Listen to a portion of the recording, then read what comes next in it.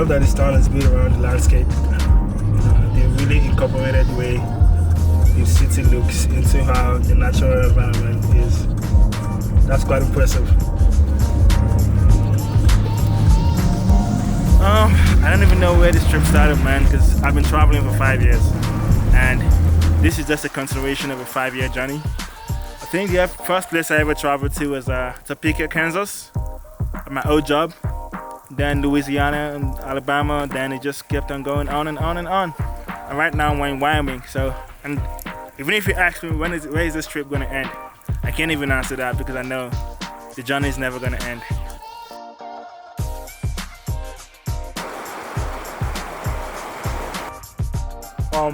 My process primarily came out of boredom. I used to travel to a lot of construction sites when I worked as a field engineer, and I would be in a lot of small towns, so I had the opportunity to shoot like random things. And then when I would upload those pictures online, people would really love them and tell me that, oh, they wanted to frame my pictures up. So I'm like, okay, maybe I'm onto something here. So over the years, I've just been traveling and collecting photos and just posting them online, and now I felt that, okay, I had enough to do an exhibition and like showcase the American landscape, because I've always been super into geography. Even when I didn't care about other classes in secondary school, I always loved geography.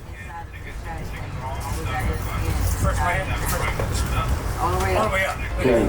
Please, thank you so much for doing this. Thank you so much for coming, because, like I said, I'm doing an exhibition, just like documenting my experience as a Nigerian immigrant in America. And our experience is very unique to us as Nigerians. And to me, you're one of the most prominent Nigerians here, who is an immigrant, still finding a way to make things happen, creating your own way, not following anybody's rules.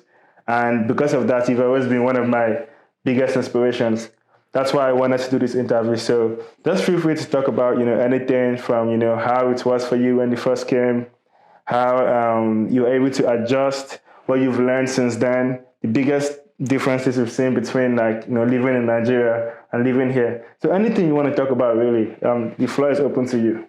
America, without anything, is 10 times better than Nigeria. 10 times, it might even be too small, sir. It might be 20, sir. Yeah.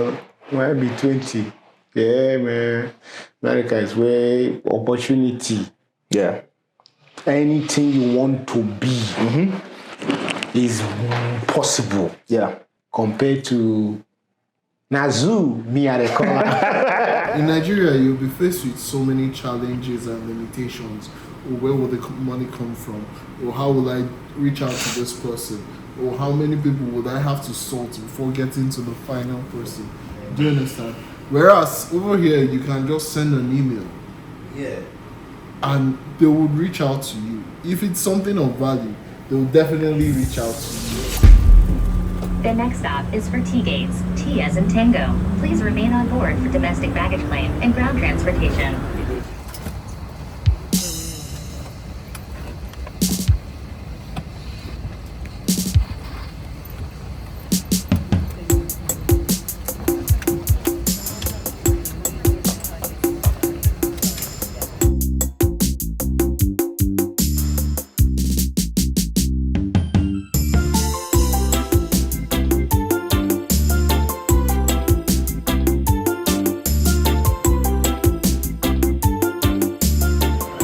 So today is day one of the Obodo Oyinbo exhibition, and you can see we have a pretty good size turnout, and I'm quite surprised at how many of my friends have shown up. And people just love the work, and they really appreciate the amount of effort and thoughtfulness that's gone into the project.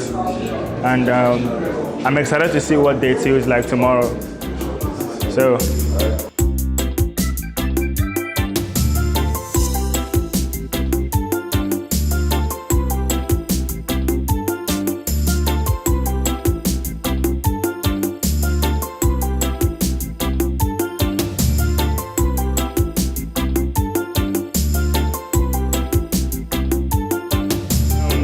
First of all, I want to start by saying thanks to everyone that attended, especially to my team. And I'm talking about Marshall, Anisha, and Anyakan, who is not here.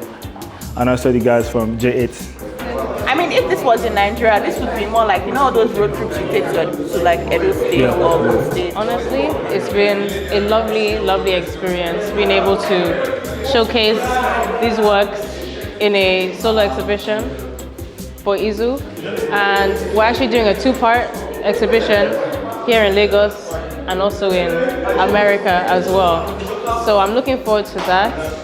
This experience has been eye-opening, I would say. A lot of fun working with like-minded, talented people. So yeah, I'm looking forward to the next one. This exhibition is also kind of a tribute to my father. And a lot of you here knew him personally. He was friends with some of you, Danny, Ruby, Maxon. You guys knew my dad. Alex, of course, and Alex. Both of them are named Alex somehow. But so this is a tribute to him, and I hope he can see what I've done if heaven is real. I hope he can see what I've done. And of course, I have my own journey. I can't, live the life that he's lived. But it's interesting that there's so many similarities between my own life and his life. The older I am now, the more I understand him. He was just really concerned that, I wouldn't turn out the way he wanted. But I understand now he was just wanted the best for all of us. So thanks to everyone. Before I start talking around in circles and you guys start using your phones. So thank you so much. Yeah, thank you. Yeah, thank you. I hope you enjoy yourselves. Yeah, what's up?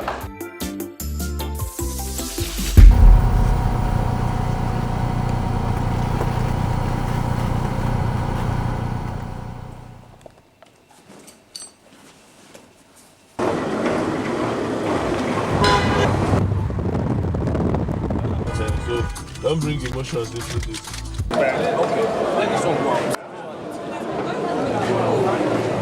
accidentally there by the way, let's take our shoes off.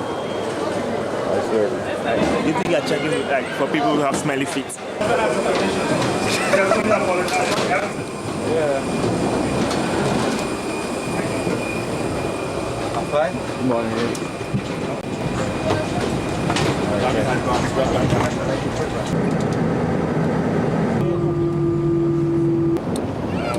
I think we're at Samuel Bakwe. We're going to make a stop before we get to Aba.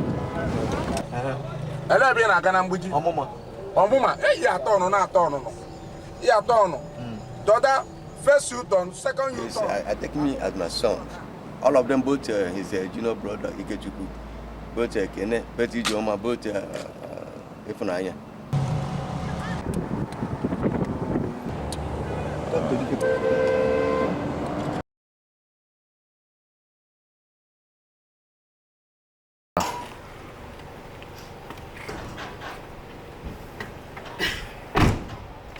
That's the pear tree I planted. I planted that tree like 13 years ago.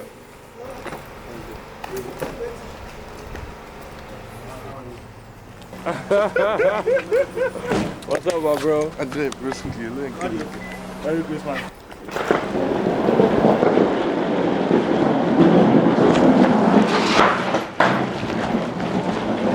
This is one of the most popular ones. If you notice, my little brother Kenna is crying in the photo because he's actually crying in all the photos. Let me take you to the living room.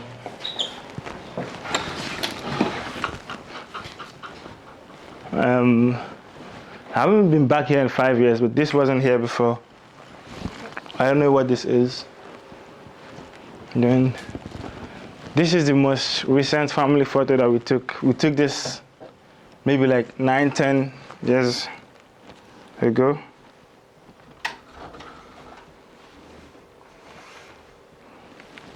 Like 9-10 years ago.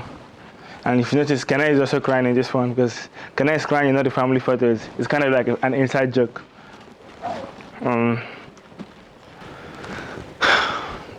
This is their wedding, my parents' wedding photo. It's an iconic one as well. They actually had their wedding reception in this house. Yeah, we used to have these phones. Honestly, I can't remember these phones working at any point. Maybe I was still young when the phones were working, but I can't remember. I can't remember when these phones worked last.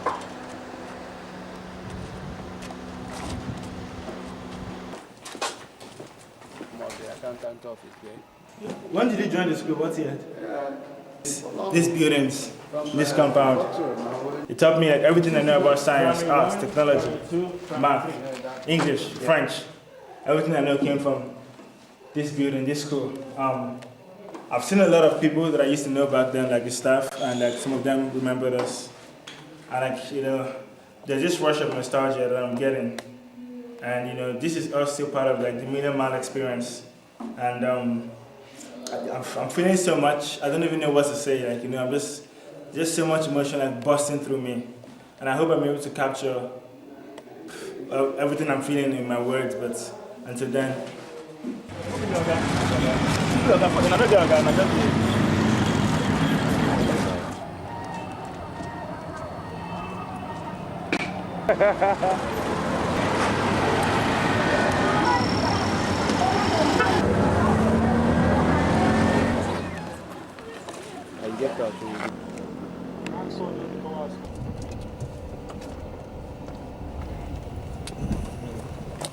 Where's the grave?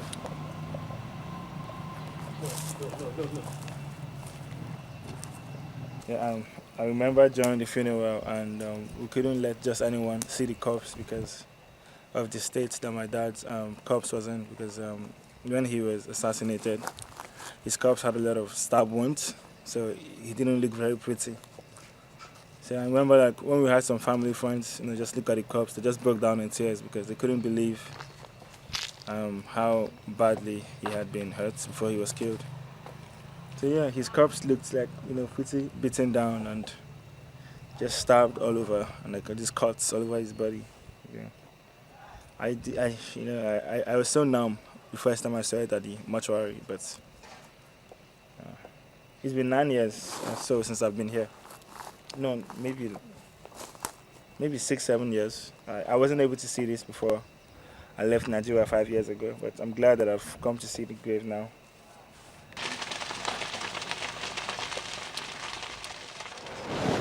So I remember looking out of this window to see when my parents got back.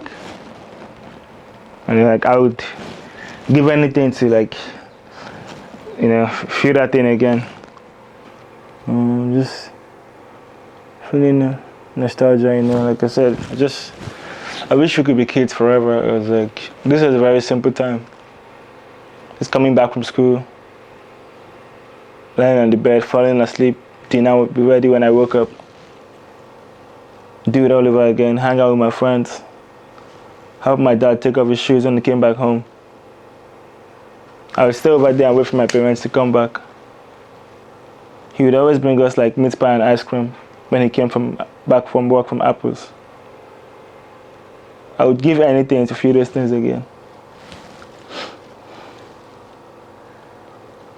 I'd give anything to just hang out with my brothers and my sisters out there during the holidays.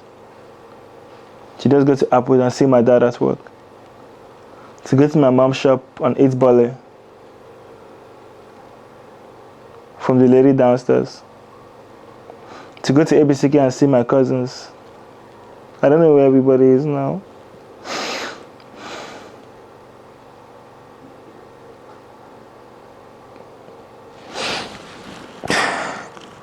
Like today on the way here, I heard that one of my childhood friends has passed away. So when will it end? When will it end?